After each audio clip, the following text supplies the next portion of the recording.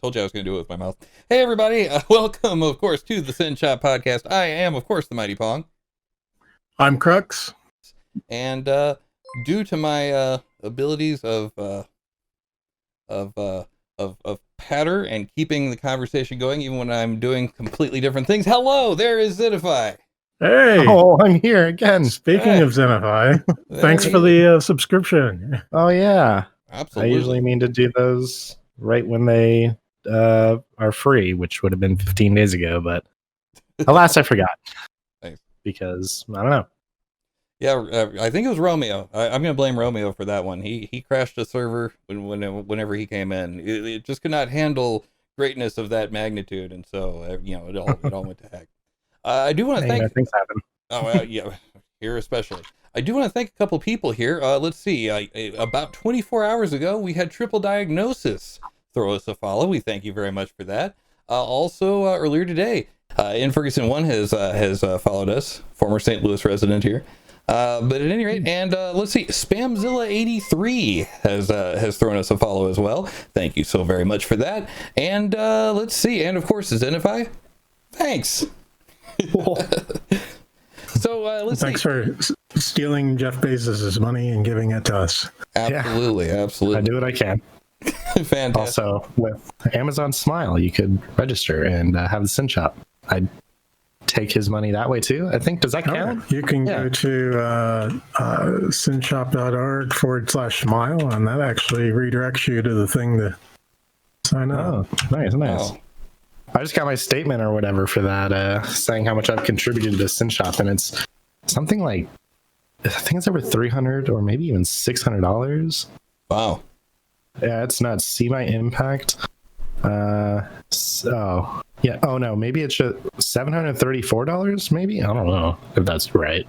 Yeah, it ends up being a percentage of Amazon's profits, so it doesn't affect your price at all. But Amazon will donate to the charity that you designate, and Synshop is a 501c3, so you can specify us as who your charitable donations should go to, and then you just go to smile.amazon.com instead of amazon.com, and magically we get money. Yep. Pretty much. And Jeff Bezos has enough money. We can use some of it too. That would be great. Does he though? I mean, I feel like he deserves more money. Maybe it's just He might not have enough. I mean, how could you go through a divorce and then like half your stuff goes away, but then all of a sudden you've more than doubled that in like less time than it took for him to get that? I don't know. It's just me. You guys are gonna get me started on. It seems like he's hurting. But thank you, Mr. Bezos, for giving us Synshop money. We really need it during this time of moving. I'm not gonna say it. In the post game, ask me about Jeff Bezos' wife. But at any rate. Oh, yeah. Okay, so let's see. We're going to get to more shops. So actually, speaking of donating to the shop, there are several different ways that you can donate to the shop. Also, we since we are in the middle of moving, which we're going to be talking about here in just a little bit, we are looking for donations as well. To do that, you go right to that link that Krux just threw up there, synshop.org/donate. If you'd like to get more information on the shop in general, it's synshop.org, of course. And if you'd like more information on events for the shop, including virtual ones just like this, you can go to meetup.com/synshop. Also, if you're like, man, I really want to donate to the shop, but I also hate doing laundry. I can't stand the laundry.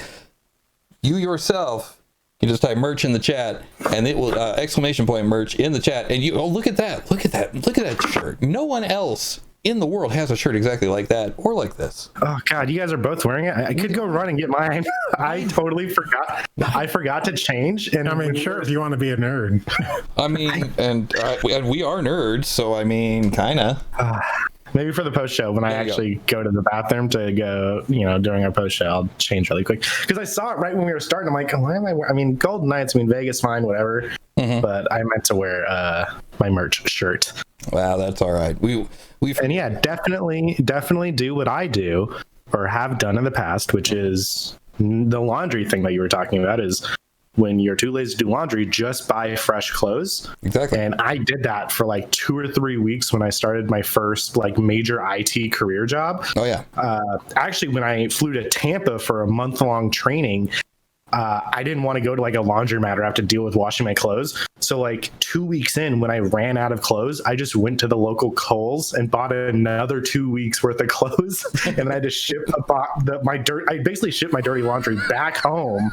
And then I took the clean laundry, technically, which would have still been partially dirty because of the last 2 weeks. Sure. I packed that and brought that home. So I brought home different clothes in my suitcase than I went, but I didn't get rid of any clothes in the process. So it was weird.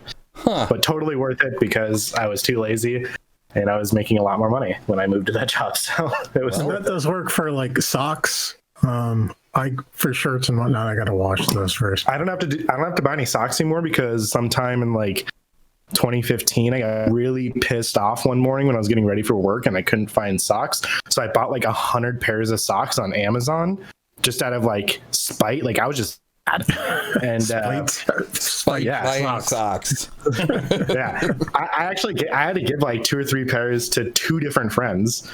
Or more, I don't know. I bought a lot of pairs of socks. Everyone got socks for Christmas that year. Yeah. Well, so however many pairs of socks, it's funny, like socks has been a recurring theme of today. Like I've been talking about darn socks to like everybody. Not a sponsor of the show, but easily the best socks ever made. But anyway. I bought some earlier. So. Oh, you did? Oh, yeah. Man. You got to give us a review. When you get your socks, you got to get in the crew. Huh? I said I need to join this crew if everybody's buying them. Yeah, you do. They're absolutely amazing. Darn tough socks. Not a sponsor. I've paid through the nose for these socks, but my nose and my feet both say that it was okay. It was a good decision. Okay, I promise we're going to talk about something maker related at some point. I swear. But did you guys have anything else sock related or? No, this drink I'm drinking is disgusting, but that's it. We can move on. So almost tastes like socks. Almost, but not entirely like socks. Okay, so before we get to actually talking about maker stuff here, there's one quick announcement on the shop that I wanted to go over with everybody here. We are, of course, located at 1075 American Pacific Drive, Suite C. For now, in fabulous Henderson Valley. It's going to be so hard to switch that up. But unless you are a member, you're going to have to wait a little bit to come check out the shop. Synshop is currently closed to the public for now. Now, we would like to remind you that while we're closed to the public, if you are in a shared space elsewhere, to make sure that you wear your mask and clean tools, surfaces, and material before and after you use them. Stay home as much as possible, don't touch your face, and for Pete's sake, wash your damn hands. To stay updated on the shop's open status, you can check out synshop.org/COVID status to find out the latest information. And of course, to be notified of future events, including virtual ones like this, meetup.com/SYN Shop. Now. And actually, one point of clarification. Okay. So we are closed to like the public. So like we're not doing like public tours. But members are allowed to come down, obviously. That's right. So I've gotten that question a number of times. So okay. For now, I mean, something that I should honestly be well more aware of.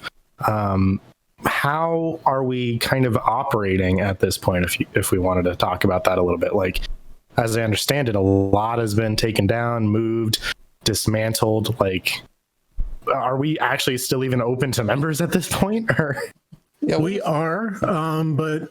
You know, we don't have everything up and running that we did before. So this past weekend, myself, Tony, and Vegas Vic, we were pulling out all the electrical stuff that we had to put in place. So like the metalworking and welding areas, those have been shut down because there's just no power for them.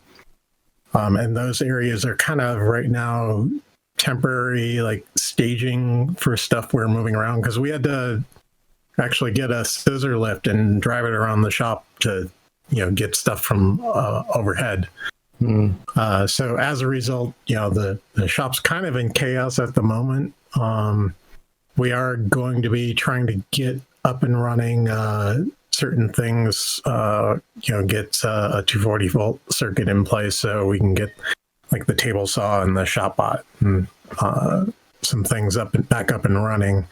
Right now, if you needed to cut like a wood, then you're using probably the bandsaw's 242. So you're using like a handsaw or a jigsaw or a circular saw or something like that. So. Or just like an act, just like get the saw out and just go back and forth for like an hour. Man, song by hand. That's a SYN Shop exercise program. Yeah, I mean, hey. We could really consider that.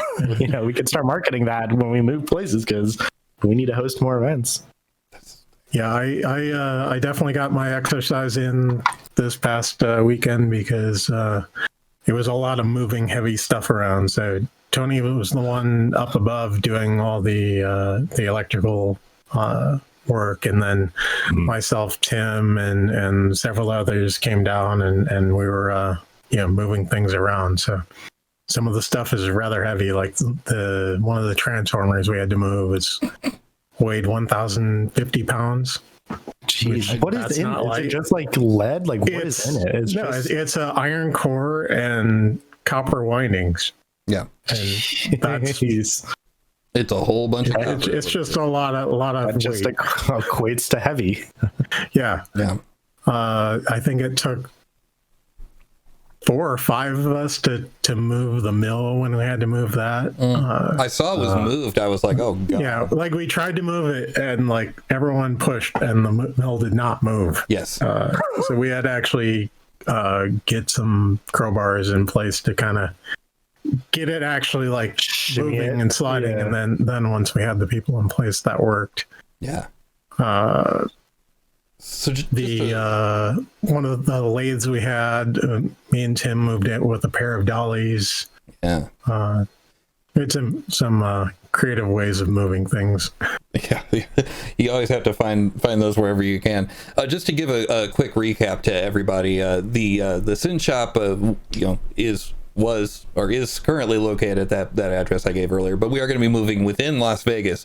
But we'll be moving to a hopefully a bigger and better space. I don't know if I don't think we want to talk about exactly where yet, but it is forthcoming. We're trying for something a bit more central. So like the people that were members but lived up in Summerlin, like we haven't seen them that often since we moved because it's a bit of a drive to get down to Henderson.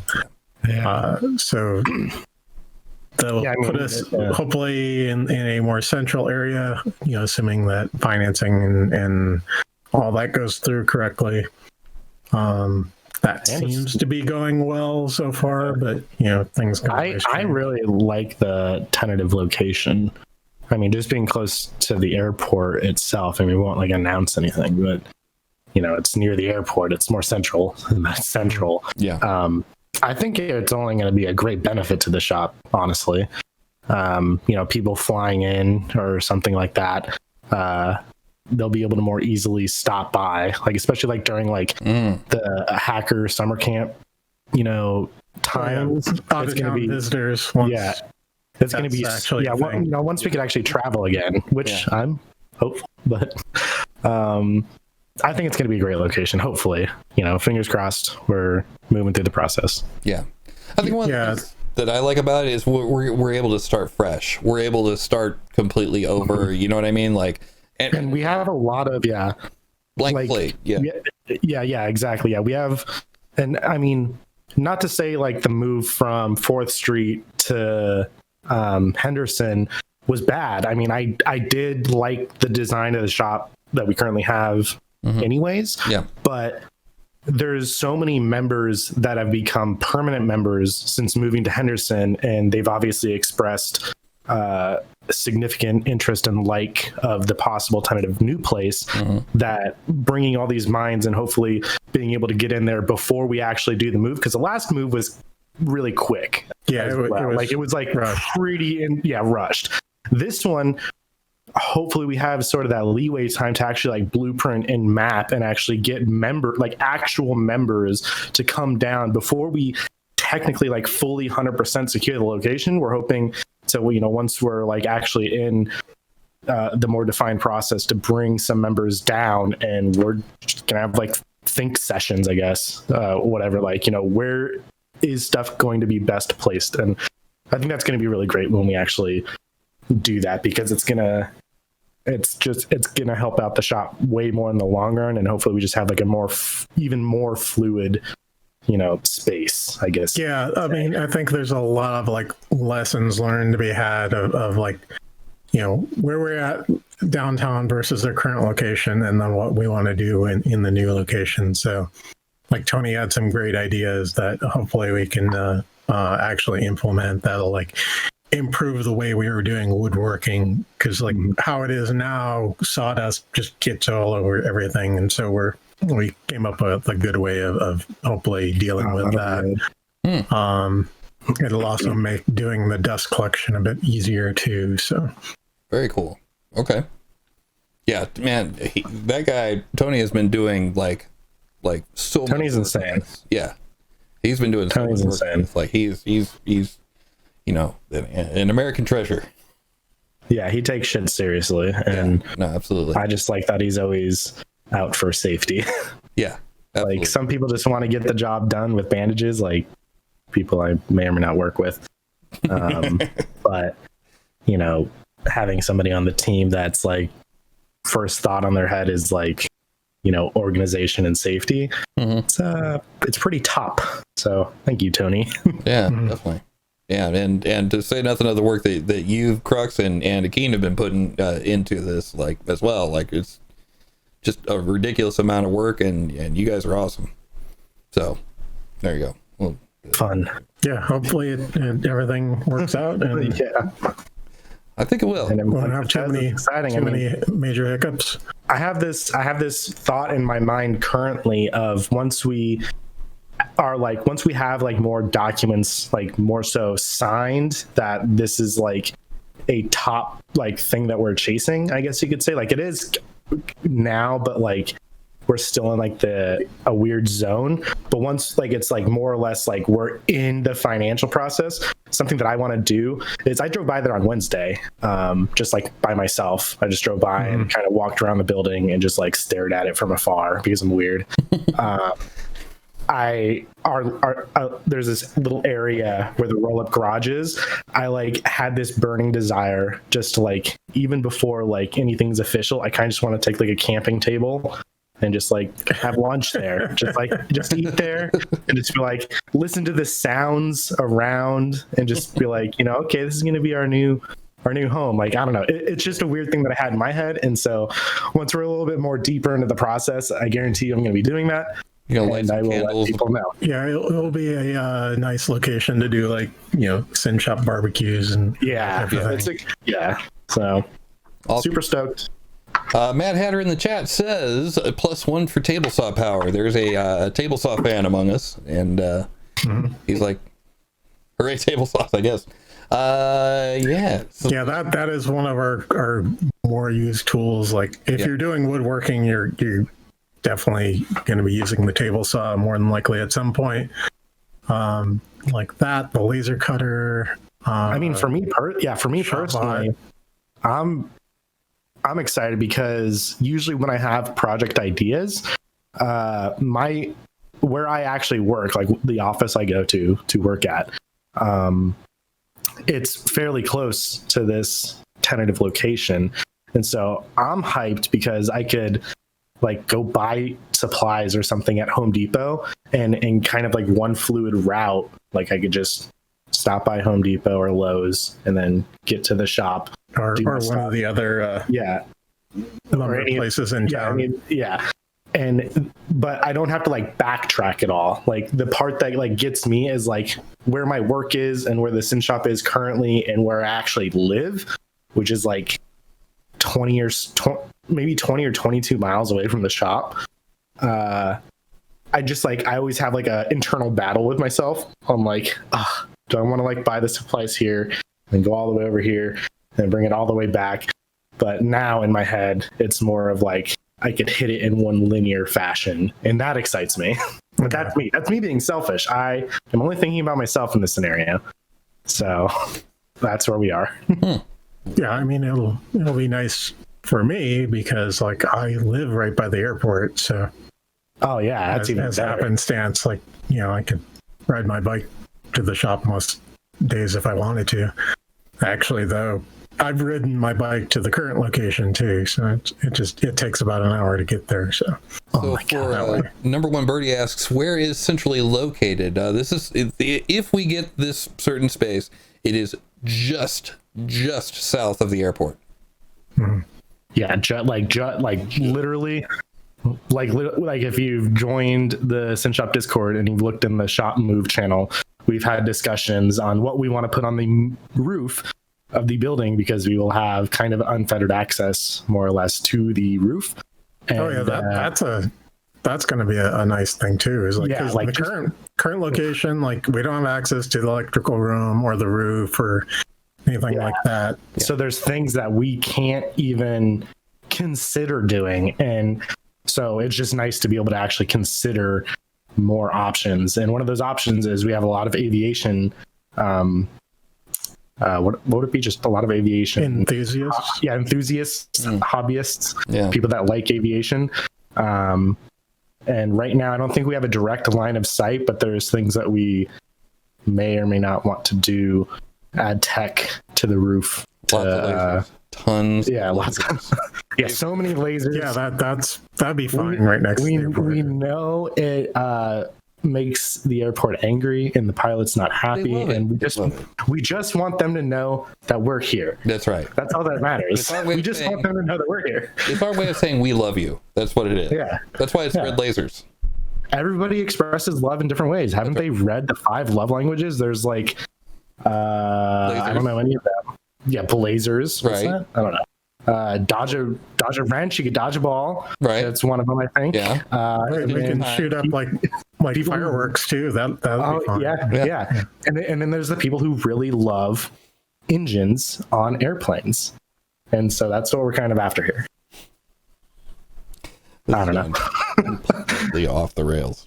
Hey, look, we didn't really have like a hard, solid topic, and we kind of just said we're going to talk, and so I'm talking. Well, also, I'm drinking a really disgusting drink, and that's probably half of why I'm So you have to distract yourself from said bad drink.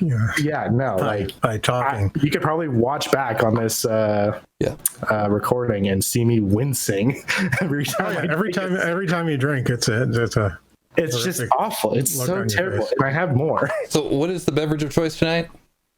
It's something they banned a long time ago. Not sponsored. For Loco. For Loco. 14% blue Raz. I don't even know what that is. You know what? Just making up things. I know what. I've had. Trust me, I've had a lot of Four Locos in the past, but I've never had this one. And they did exactly what they sought, which was make it look pretty, catch the eye of idiot, and they'll buy it. And that's what I did. I was like, oh, it's blue. I'm going to buy it. And I bought it. If they ban those, how do you have it? Yeah, Entropy 33 in the chat is asking, Four Loko, is that from a bomb shelter supply? Yeah. Exactly. No.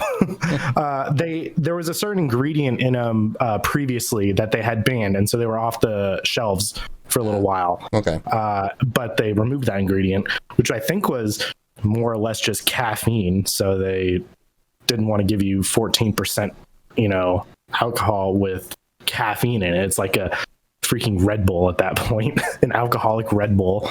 I mean, that's pretty much what they are, right? Yeah, except this one doesn't have any caffeine in it because they can't put that in there anymore. So it's pretty much just an alcoholic Red Bull, but without the stuff to make you hype. I was going to drink out of this straight. That'd be disgusting because it's warm. Totally not hype right now. Totally not. No. So at any rate, did you have anything else that you wanted to talk on about the shop, about with, and other probably like the best thing is if you're interested in helping out with the move or the preparation with the move ahead of time, join the SYN Shop Discord and check out the move channel and that's kind of where we're doing a lot of the coordination We also have some of the equipment that we've been getting rid of. So that information is up there too. It's also on the whiteboard at the shop.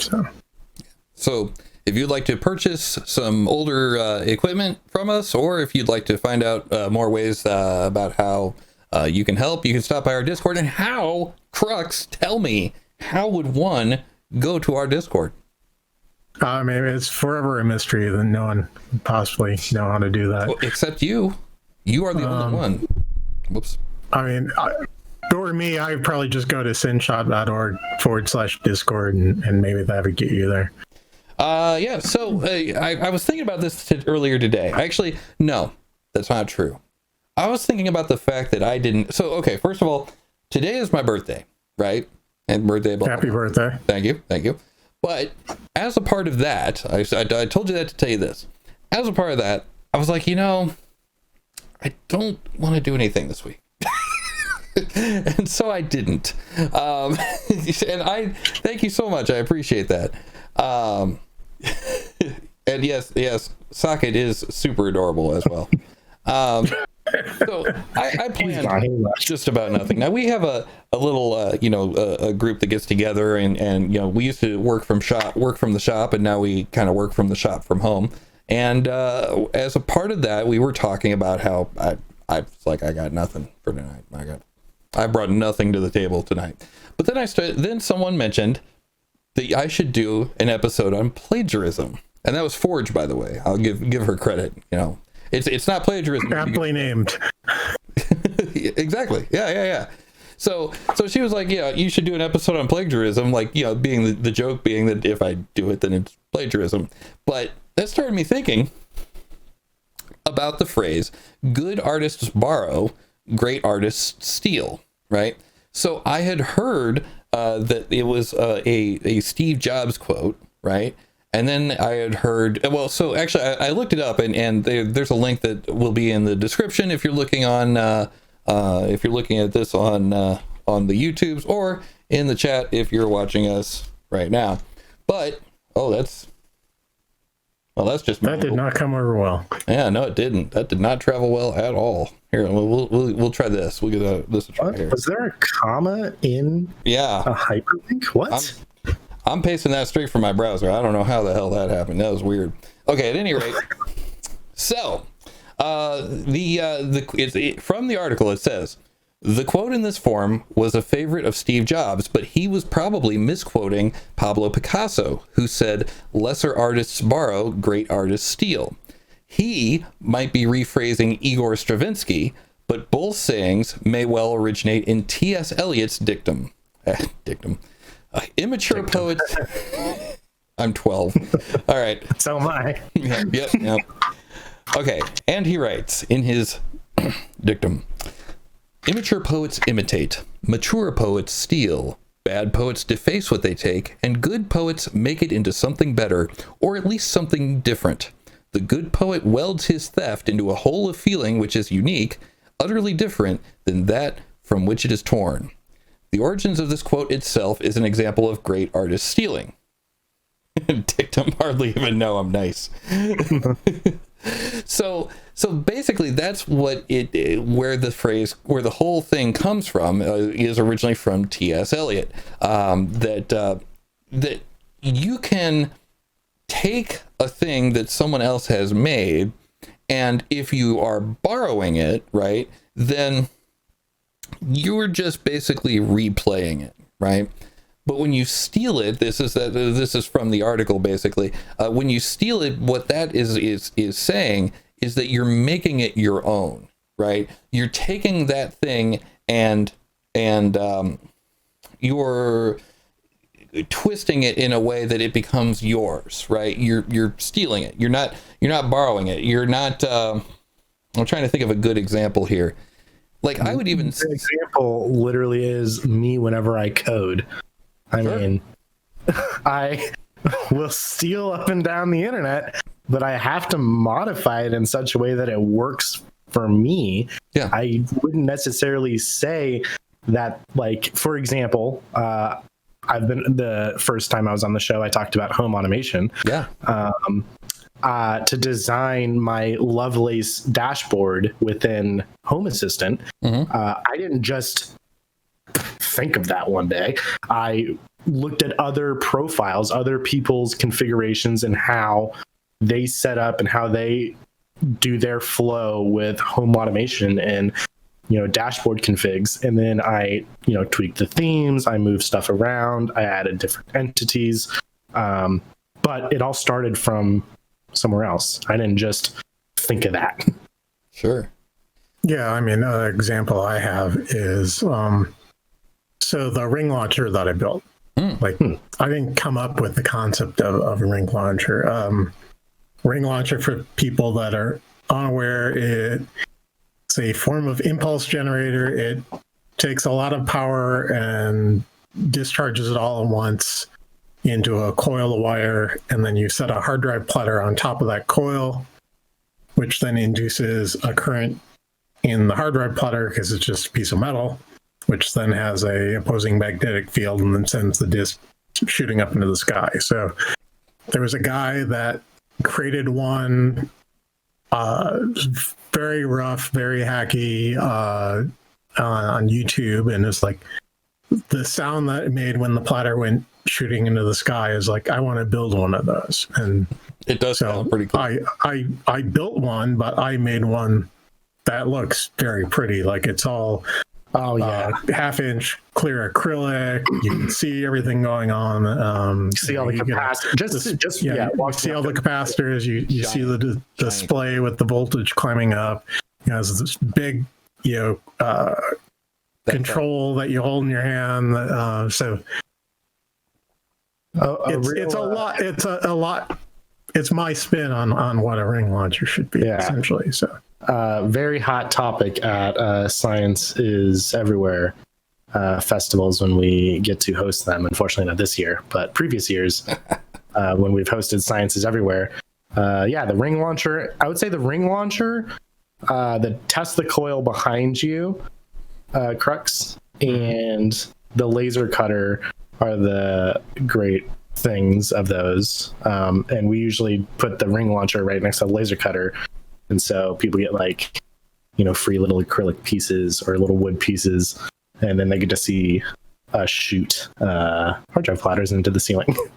Yeah, I demoed the ring launcher at Maker Faire several years back, and so it's like this giant hall. It's like the main hall at Maker Faire, and so I would shoot the ring launcher off. It makes the sound.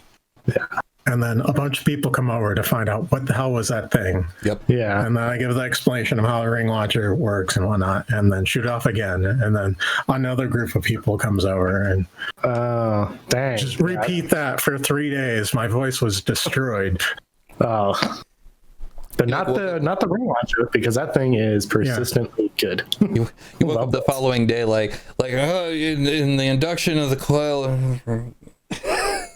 Falling asleep. Yeah.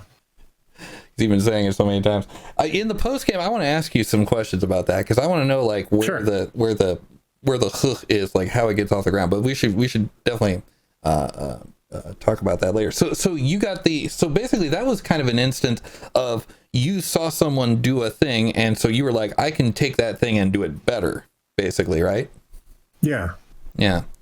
I mean, another thing that kind of stuck out to me about this is sampling, because you're taking something that, another work of art, that someone else did, and you're completely twisting it around to be something, that's completely different at the end of the day, like the Amen break, which we should still totally do an episode on.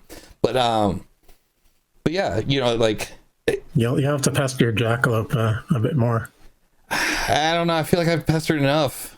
I don't know. Speaking of her skateboards she had made, I picked up one of those. I was literally going to ask you what that skateboard was in the background at some point during this. I just didn't want to interrupt. Yeah, I'll show it off at some point. It looks really nice from what I could tell so far. Yeah. So I was definitely going to ask you.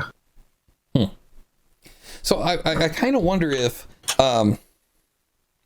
like I wonder how much that ties into this phenomenon that I've noticed when making songs. Is sometimes I'll sit back and I'll make a song, and in fact, if anyone wants an example of this, and if you do find out what song it is, tell me. It'll make sense in a second. But look at our Twitch intro. But the the whole "What is SYN Shop" video that's right here on Twitch. The music behind it I made from scratch. But there's a little thing in the back of my head that's like, did I write someone else's song? Because it's like it's a song that I made, but it still feels familiar. And it's really it's strange, and I mean, I would agree with that, but I don't know if the familiarity is in a sense because it is actually familiar, like it's something that's been created before, or if what you created was just so darn catchy that it makes you feel like it's natural, like more natural. It's always been there, and so you think it's from somewhere else. Yeah, in my opinion. I don't know yet. Well, in the chat, if you guys do listen to it, let me know maybe Monday night if you're like, hey, that's this song, because it's not, but maybe I rewrote it in a I reached back in 15 years ago when I was still DJing and I pulled a song out of the corner of my brain. I don't know. But that's possible. It's funny. It's possible or it's not possible. If you want to read a book called The Memory Illusion, that will describe that. Oh, no kidding. The Memory Illusion. Yeah, The Memory Illusion by Dr. Julia Shaw. It's really good. Quick synopsis. It's basically, she tells you how things could be false in your memory. And she successfully convinced over 70% of a panel that they committed a crime that nobody on the panel actually committed or was even aware was a crime. Oh, that's scary. Yeah, no, because of false memories, and it's fantastic. She's person I know that hangs out at 23B. She I think she did her research paper was on that as well. So yeah, it's very fascinating. Let's see. Spamzilla83 says, sometimes I feel like song familiarity is because it contains what I'm expecting or wanting out of it, or resolves the right way. Oh yeah.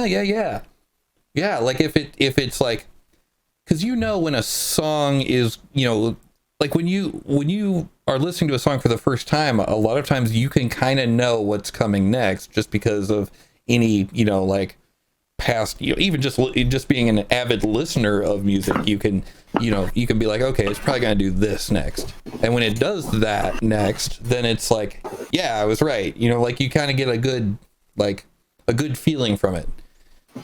You know what I mean? Does that make sense? Yeah, sense? No. I'm not sure. Okay.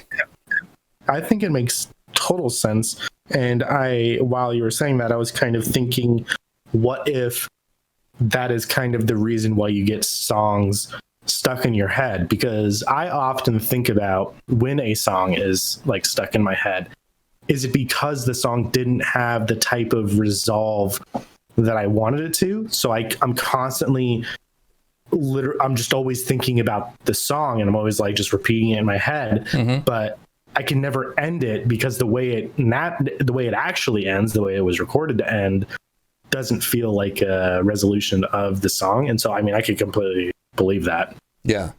I think a lot of that is down to repetition, like when they have the chorus just going on and on and on and on in a constant loop. That's one of the things that kind of brings me to another thing. Like, who really, because like a lot of songs are between like the 3 to 4 minute time frame, I would say, from what I know, at least in my experience.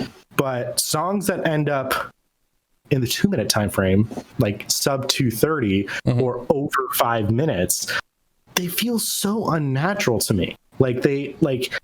I'll still listen to songs at those lengths, but I'm always much more disappointed. I don't know if that's just me, because like my brain just doesn't handle it properly. Like, I don't know who found the original sweet spot, or if my brain's been trained into that sweet spot, but songs that are like below 3 minutes and songs that are over 4 to 5 minutes, they feel unnatural to me. And I don't know if that's just me. No, maybe check. I agree. So Matt Friendly says it's for radio airplay, and I would totally agree with that. But also, if you look at I think Superman by Goldfinger. It's the Tony Hawk song. It's a Western music familiarity thing because the 3 to 4 minutes are what we've seen for the past 50 years. That makes sense. So that's just kind of what we've been. God, I don't know why I can't think of a better term than this, but indoctrination, whatever, into Programmed. God, that's way better. And I'm a freaking tech guy. Programmed into. Yeah, in the Renaissance era. Matt Friendly's totally right. Like, there's some 10 to 20 minute songs that I've grown up with, that I've gone to, like, jazz concerts for or something like that. Freebird. Exactly. Like, those tracks, they feel absolutely natural. Mm-hmm. I don't know if that's just because of a thing of, growing up with it and it being more comforting. But yeah, I mean, I could totally see the radio airplay bit because, I mean, at least all of us here currently, we listen to the radio a lot when we were kids. Yeah. You guys and then me. I mean, I still listen to the radio a lot because I still grew up in the time where MP3 players weren't like the hot thing until later. So yeah, I mean, I could totally see that. If you grew up in the Eastern Hemisphere, our Western music would sound weird, says Matt Friendly, including the scale progressions and tempo. I don't. Maybe at one point you would have, but at this point, Western music. I mean, like, I don't know if there's a country on Earth you could go to where they don't know who Katy Perry is. I mean, I don't know. Probably a few. Okay, there's probably a few, yeah, but not many. But no, I mean, I totally see that. I mean, I don't know. I mean, with that statement that if you grew up in Eastern Hemisphere versus Western, I would say that, I would totally believe that. But now it's so search engine accessible, I guess you could say, that like cultures so easily intertwine. I mean, if you're obviously like, I mean, I'll listen to, I don't know, like Russian electronic music versus like American or United Kingdom sourced electronic music, and I would say those all kind of sound wildly different.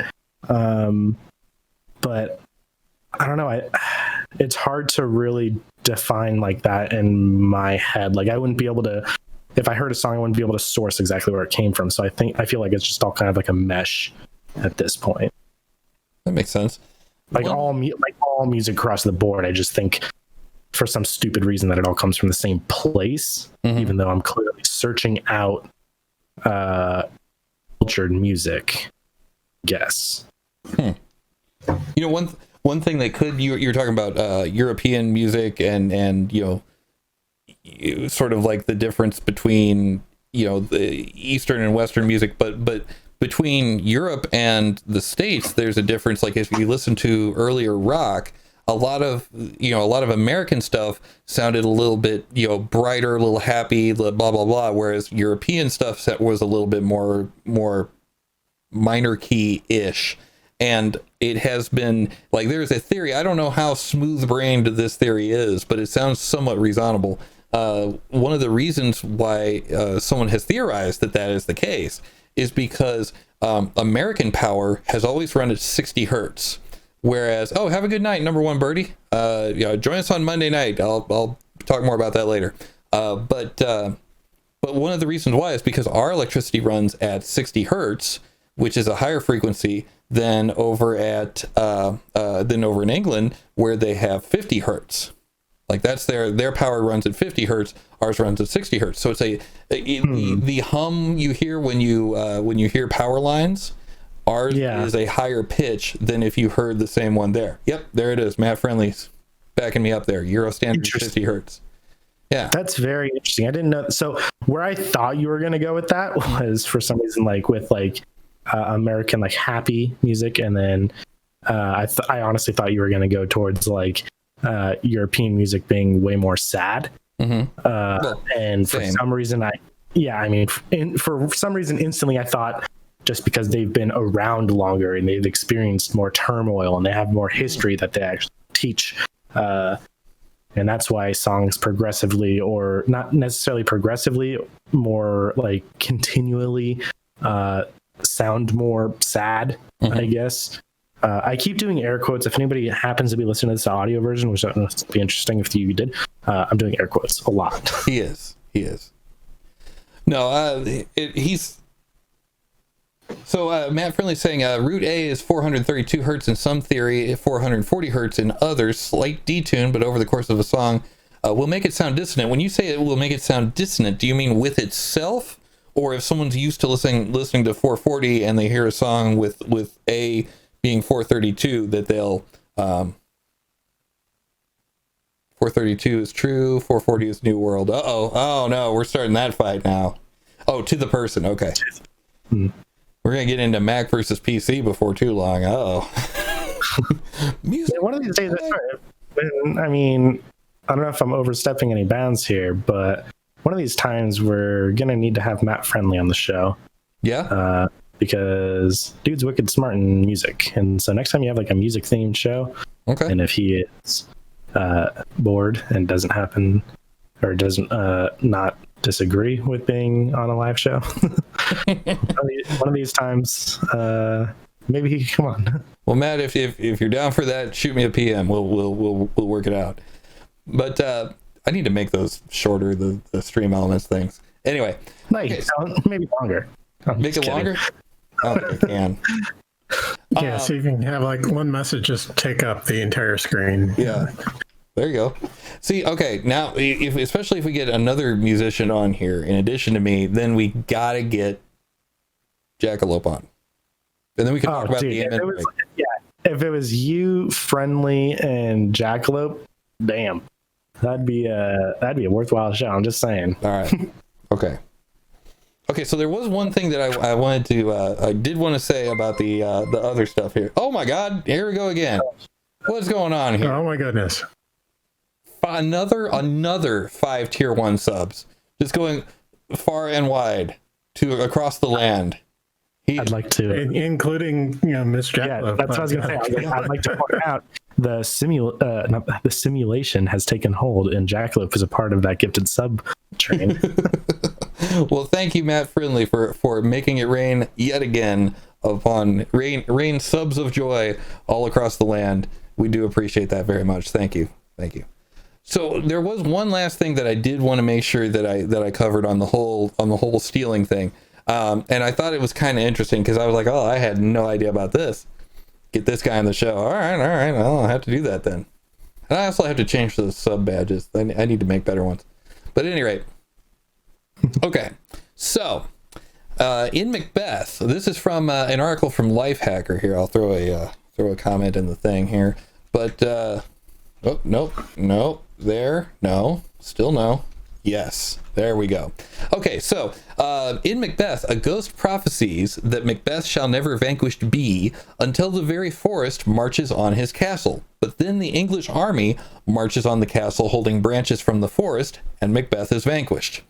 J.R.R. Tolkien has such bitter disappointment and disgust at this shabby use that, as he told the poet W.H. Auden, he invented a moving, talking forest, which actually uproots and goes to war in Lord of the Rings. And for now, the public knows Tolkien's trees better than Shakespeare's. He stole like an artist. So that's interesting. Yeah. I had no idea. I mean, it's very interesting to me too, because kind of simulation theory, again, me and my fiance, have literally been watching the director's cuts of Lord of the Rings back to back to back. Oh wow! The extra long ones, and so that's kind of funny. And I read somewhere recently about the forest bit. It was something like Tolkien. Yeah, so Tolkien, he got that from something of Shakespeare, is what you're saying, or looks like it was it Hamlet or Macbeth? I think it was Macbeth. It was Macbeth. Okay. That's interesting because I was reading something recently where it was talking about how in books they would always talk about the forest coming to life and helping to defend the world, the realm, essentially. and nobody ever actually followed suit with it. Nobody ever actually like, wrote that down and described it as something that would happen maybe. And Tolkien actually did that and brought it to life, that the forest literally went and did some stuff to help out the world. Okay. Interesting. But so if he got it from, if he, stole it, great artist steal, right. To go back to bit, that makes sense. I mean, he took an idea, and maybe that idea didn't follow suit in its own story, but he took the idea and he molded it more so to his story, and it was very critical in his story. Yeah. Yeah, I've never really had a problem with that. Like, a lot of people, when Avatar, that's the name of it, whenever Avatar came out, I'm talking about the Blue Aliens one, not the one I was about to say, mate. I know, I went there, I did. I've never actually seen it, but which one? The one with the blue alien, or the one with the airbender? Because your answer should at least... Okay. Which one? He said the blue aliens one. Oh, Blue Alien, yeah. In the theater, and this, honestly, I gotta say that Avatar, especially in its day, I gotta watch it again. I gotta see if it travels well through time. But that was the first time that I ever saw 3D in the theater that was like, oh, this is what 3D is for. Like, there was a scene when a forest is burned, and I'll just leave it at that. I don't want to, no spoilers here, but there's ash that's floating down, and it looks like it's floating in the theater. It's like, it was crazy, like how well done that was. And I agree with you wholeheartedly. In 2009, I'm pretty sure, when Avatar came out, that was incredible. That was so long ago. But with the 3D, but yeah. My point with bringing up Avatar was that a lot of people at the time, they were calling it like Dances with Aliens. It was like Dances with Wolves, only it's aliens instead of wolves. Well, interesting. Instead of Indians, but anyway, it was basically like the whole like I'm here to take over this land or blah blah blah. Wait, no, actually these natives are people too, and so I'm going to be nice to them or whatever, and I'm going to join them and join their struggle and all that stuff.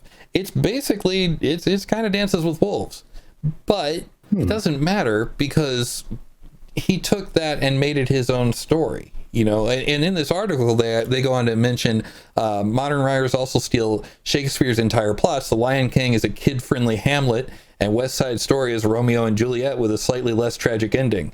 It's like, like further from the piece, it says, what if the animal kingdom were a literal kingdom, or what if we express simmering racial tension through the medium of dance? It's like, you can take an idea and make it your own. You'll bring it into your stuff and make it your own. And it's interesting. I'd never really thought about that being the actual definition of what good artists borrow but great artists steal. I never realized that was the actual definition of that. And I like that a lot better. Like I like this definition better than just like, if you're a great artist, you'll take something and not give credit for it. That's not really what they mean. It's more yeah. It's more along the lines of taking it and making it your own. That's kind of their meaning of that, or their interpretation of it, at least. It's word, yeah. And also from the piece later on, they're saying, there's a difference between inspiration and imitation. It's not copying to learn how the great masters use perspective in their paintings. It's not copying to follow the hero's journey plot for your book or script. It's just what art is. Yeah, artists get impressions from other artists too, most definitely. Yeah. Yeah, absolutely. I mean, the only thing I could equate that to, I mean, I did the code thing earlier. Yeah. But again, just speaking to my fiance, she draws a lot.